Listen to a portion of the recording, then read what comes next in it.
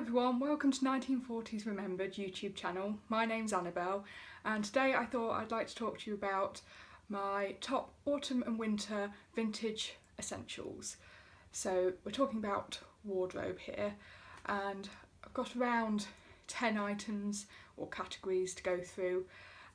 So if you want to know what I think are good staples for an autumn winter vintage wardrobe, keep watching. So the first thing I'd like to talk to you about is a good winter coat. So this is probably a wool coat or just a thick coat, and the one I've got to show you today is this checked wool coat. It's actually a CC41 coat, and you can tell that by the reduced number of buttons that they've used, and it's not particularly thick, this one, but it is 100% wool, so it is quite warm and great for putting over suits and dresses, just generally keeping you warm in the colder months.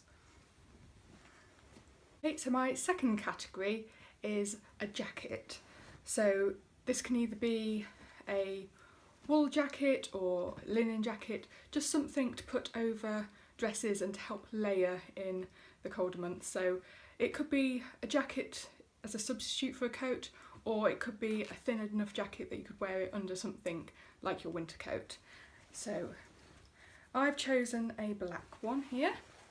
This is a black 1940s jacket and I've just accessorised it with a little brooch there, but it's quite versatile because it's black. It will go with most things, and again it's quite an autumnal winter colour, and it's just a great thing for when you're trying to put together outfits for vintage events. It's something that you can't go wrong with, a black jacket. Category 3, knitwear. So you always need knitwear in winter, it's always going to be cold, and I've got 3 items to show you here. The first one is a thin, lightweight knit. This is probably about a 1950s knit. It's 100% wool, so it is reasonably warm, but it's not, because it's thin, you're not going to overheat wearing it, especially if you're wearing it under a jacket and a coat. And I just love the colour of this. It goes with so many things. So that's the first thing. Also, with the knit itself, it actually adds quite a lot of detail to a very sort of plain piece of knitwear when it's all one colour. The second jumper I've got to show you is slightly thicker, and this is actually a reproduction. It's by Rocket Originals. I'm not sure if they still make this exact jumper, but they do make similar ones and they're all very good quality. I believe it's acrylic, this one. Acrylic and 20% wool. So it's warm, but it's also practical, you can wash it. And this one with the pattern, it is slightly harder to style, but again it's so traditional, this one, I just love it. And then lastly, for knitwear, we've got a cardigan, because you don't always want to wear a jumper, and again this one's got long sleeves, so if it's a bit chillier, cardigan, and again, love the colour. The fourth category I've got to show you, before we go on to sort of more accessories and smaller items, is a good dressing gown or housecoat. This one is a 1940s 100% wool one, so in those cool, chilly winter evenings, this keeps you so snug. It's just beautiful, and with the original rope tie belt, it's those little features like the rope trim here and the rope belt that make this such an amazing piece. And so essentially it doesn't need to be an actual 1940s, 50s dressing gown. It could be, you can get 70s ones that look very similar.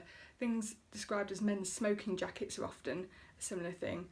And women, you don't have to get a women's dressing gown, you could wear a man's one. I particularly like some of the plaid 1940s dressing gowns there, particularly stylish, but yes, a very warm winter staple.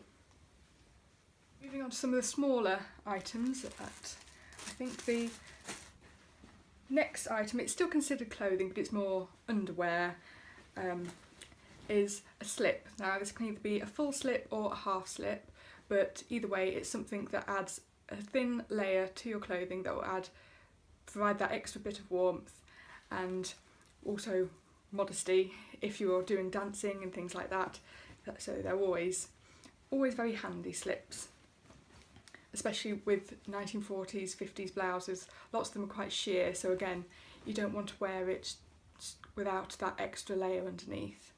So this is just a plain peach full length slip, and it's got some little ruffles at the end, and this one's actually a Marks and Spencer's one, or St Michael as it was known in the 1940s and 50s, and as it's peach it will go under most clothing without anybody being able to tell, because you can get dark slips which are great for under navy and black dresses, but for normal day-to-day clothing I prefer things like a peach or a white slip. And then this is a half slip, and I haven't actually worn this one, it's still got its original shop label on it, but although this one has a slight print on it, it's not going to be too hard to wear under skirts because they're often a bit more opaque. So, and this one's got some lace at the bottom, but yes, again, just adds that extra layer to keep your legs warm in the winter. Right, smaller, more accessory style items now.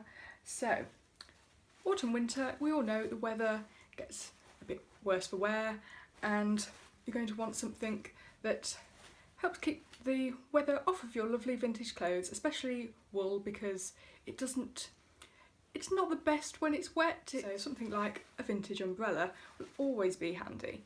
So this one I've chosen because it's quite small, it's not too long, so it's not too cumbersome, and it has a little carry handle, and this is a lovely one because it's got the lovely Bakelite trim on it, so it's just got all of the features I want in an umbrella. But if you can't find an original 1940s umbrella, you can buy modern reproduction umbrellas. I have a long cat Kidston one with a floral print on it and a wooden handle, which, although not completely authentic, is still perfectly sort of in keeping with 1940s trend. And if you could find an all black one with a long handle, that again would be perfect, because there were very similar umbrellas to that at the time. Next item is, again, to keep your extremities warm, so we're talking about gloves, scarves, hats. So I've got a couple of items to show you here. First thing are some gloves, and these are some gloves, and these are just thick cotton gloves, and these, as a neutral colour, again will go with quite a lot of things, but again you could swap these out for something like leather gloves. They don't have to be old, leather gloves have been around forever, so modern ones will do just as well, and also knitted gloves. Again, you can buy modern ones, you could make your own and do Fair Isle gloves, I think that would be particularly nice, but I tend to wear, if I'm going to wear a woolly scarf and gloves, I tend to wear matching, so I'll wear cream scarf with plain cream gloves, navy scarf with plain navy gloves, and so on. And to go with the gloves you obviously need a scarf, and I've got two here. The first one is a smaller scarf. It's a decorative scarf, but it will provide warmth when needed. It's a 1930s triangle scarf, which you could just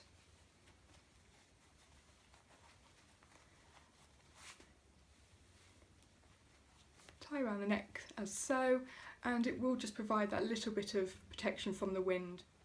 And then a very similar one, this one is a silk scarf, so it's not going to be quite as warm, but again, every little helps, and when it gets really cold you could just swap these out for wool. And again, it adds a little bit of detail if you're wearing something like a very plain coat, very plain jacket, and just, it's the small details I find that make a vintage outfit look more authentic, if that's what you're going for. Right, moving on to category number 7, and that is stockings or tights.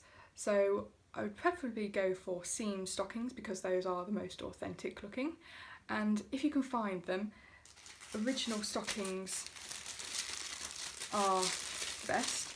So I've got a couple to show you here. So these are some very dark tan tights, Teddy Bear brand, and then we've got some more skin tone tights. These are what my actual legs would more likely look like in the winter. And those are quite a fine sheer tight, so they're maybe not going to provide the most warmth, but again, every small layer will help. But if you really want to go all out, you could get some cotton or wool thick stockings like these, and these will definitely keep you warm.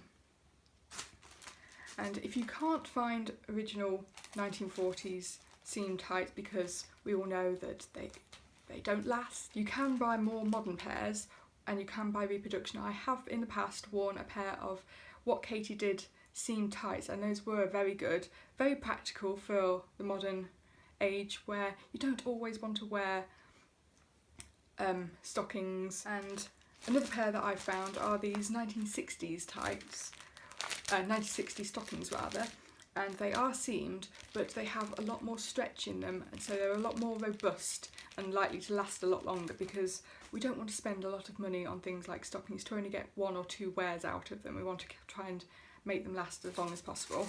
Right, second to last item now, and we've moved on to shoes and footwear. So here we have a pair of 1930s galoshes, which are overshoes if you weren't sure what they are. And so inside you'll see that I have another pair of actual shoes, but the galoshes just provide that protection for your shoes to make sure that they're not going to get those sort of salt marks from rain and snow and things like that. And also they just look super stylish. They have a rubber sole on the bottom, and also with the fur trim on these ones, they do add warmth, but you don't have to get ones with fur trim. And again, these can be hard to find, but if you can find modern reproductions, those would do just fine as well. And last but by no means least, we're talking about another pair of shoes, and these are enclosed leather shoes. So when it's raining, you're not going to get soggy feet, and you don't want soggy tights, soggy toes. So a good pair of enclosed shoes is always good for all weather conditions and for keeping you warm during the winter months. So this pair I've chosen, they've actually come in their original box, which is quite a rarity, and that's the style there. So these are plain black Oxfords, 1940 style Oxfords. They are made of leather, and as they're black, they will go with most outfits. Again, they're probably not going to be your choice if you're going for an evening party or something. These are more of a daytime shoe, but black leather, they will go with most things. You could also go for something like a brogue in probably a brown, or also a brown Oxford if you can find them. Often I find that they come in mostly navy and black ones that come on the market, but yes, a good shoe is always a staple. Right, so I think that was all of my autumn and winter vintage wardrobe essentials. These are mostly aimed at a woman's wardrobe. However, these could be easily interchanged within a man's wardrobe. So a good men's overcoat, a good jacket or 3-piece suit, an umbrella, that's universal, good pair of enclosed shoes, scarves again, and gloves. And men can also wear knitwear, obviously different patterns. Fair is quite popular, and again, to add that extra layer, instead of a slip you could wear a vest. So I hope you've enjoyed this video, and if you have, I'd be really grateful if you could subscribe and keep up to date with what I'm loving at the moment and everything vintage.